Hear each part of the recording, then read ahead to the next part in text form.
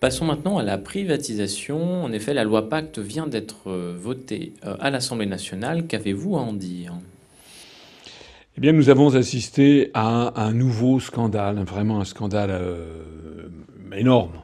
La privatisation, effectivement, la loi Pacte qui prévoit la privatisation d'un certain nombre d'infrastructures publiques ou d'établissements publics, et en particulier des aéroports, notamment l'aéroport de Paris et Engie. Alors, Dieu sait si on en a beaucoup parlé ces temps-ci. On avait beaucoup parlé notamment de la privatisation d'Aéroports de Paris. Il y avait une pétition qui avait été lancée, notamment par Coralie Delhomme, que nous avions relayée. Nous avions demandé de signer. J'ai eu l'occasion de m'exprimer pour condamner ces privatisations.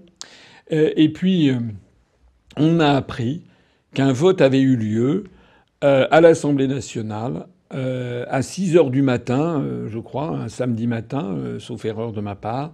Et il y avait, en tout et pour tout, à peu près 42 personnes dans l'hémicycle. Il y a eu 27 députés qui ont voté pour cette loi et 15 qui ont voté contre. Alors ça n'est pas acceptable. Ça n'est pas acceptable parce que je rappelle qu'il y a 577 députés en France. Et cette loi de privatisation des aéroports de Paris, c'est un scandale absolu. Hein. J'ai eu l'occasion d'en parler. L'aéroport de Paris est une entreprise qui est publique, qui rapporte beaucoup d'argent à l'État.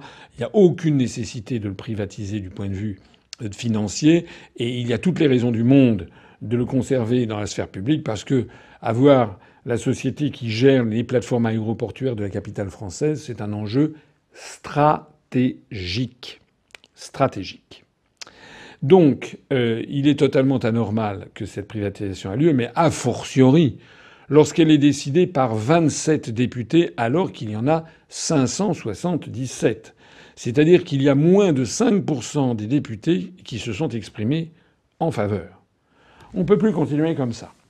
On ne peut plus non plus continuer avec une opposition bidon, hein, 15 voix contre. 15 voix contre, mais je rappelle quand même qu'il y a normalement à l'Assemblée nationale des gens qui auraient dû massivement voter contre, à en croire du moins le discours public qu'ils tiennent.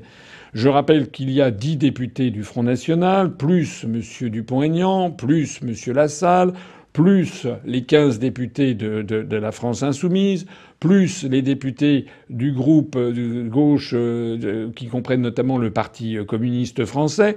Où étaient-ils? Où étaient les députés de l'opposition qui fustigent les privatisations? S'il y avait eu tous les députés du Front national, tous les députés communistes et du groupe communiste, s'il y avait eu tous les députés de la France insoumise, eh bien, ils auraient largement fait plus que 27 voix et la loi aurait été rejetée. Où étaient-ils? Ça suffit d'avoir des députés qui tiennent des propos enflammés comme ça dans les préaux d'école et qui, une fois qu'ils sont à l'Assemblée nationale, ne font rien, ne sont pas présents ou n'agissent pas dans le sens qu'ils avaient promis. Ça rappelle d'ailleurs que M. Mélenchon, quand il a été au Parlement européen, il a soutenu, il a voté en faveur des farines animales, il a voté en faveur, comment dirais-je, de l'intervention en Libye, etc., etc. À chaque fois, il a expliqué qu'il s'était trompé. Ça va bien, la duplicité, le mensonge et l'hypocrisie.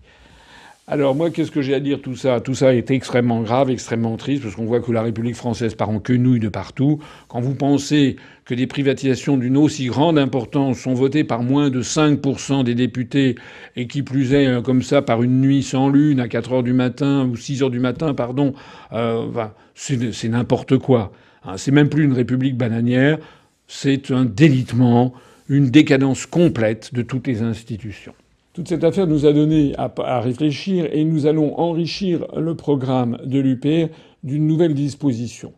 Si un jour nous avons des députés à l'Assemblée nationale qui sont majoritaires, eh bien ils appliqueront le programme sur lequel ils auront été élus, c'est-à-dire qu'ils ils proposeront une loi, ou alors c'est notre gouvernement qui fera un projet de loi ou une proposition de loi organique qui permettra d'imposer que désormais une loi en France ne pourra plus être appliquée que s'il y a un quorum minimal de députés et de sénateurs présents dans les hémicycles. Et je pense, il faut y réfléchir encore, mais je pense que le quorum doit être de la moitié des parlementaires présents dans chacun des deux hémicycles. Ce qui signifie, puisqu'il y a par exemple 577 députés, qu'il faudrait obligatoirement qu'il y ait au moins la moitié des députés présents, c'est-à-dire 289 députés, une majorité des députés présents,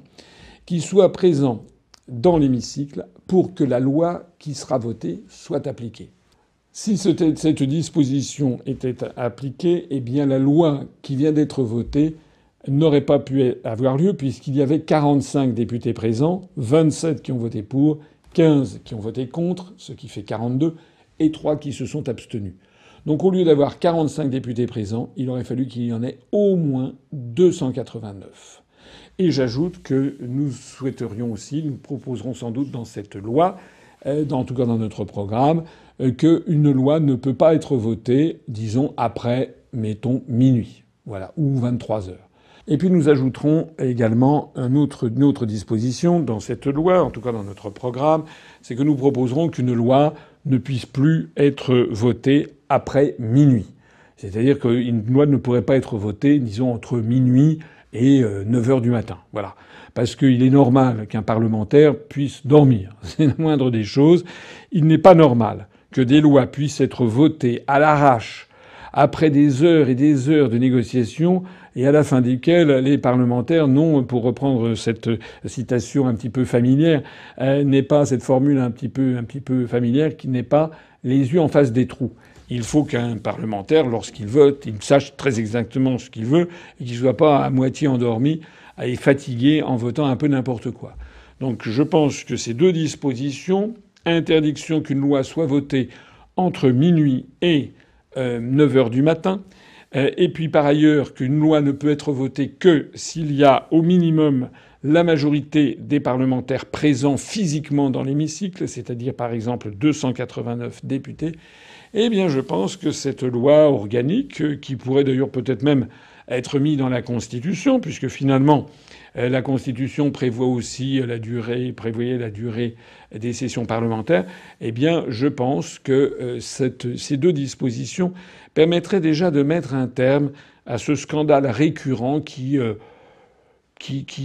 scandalise en fait les Français, qui constatent que les hémicycles sont totalement vides et que en fait on joue avec le pays, on joue avec notre économie, on joue avec notre droit, on joue avec les privatisations, on joue avec le patrimoine public, avec des gens qui ne représentent quasiment plus personne, moins de 5% des députés. C'est un scandale. Il faut y mettre un terme. Et si nous arrivons au pouvoir, nous y mettrons un terme.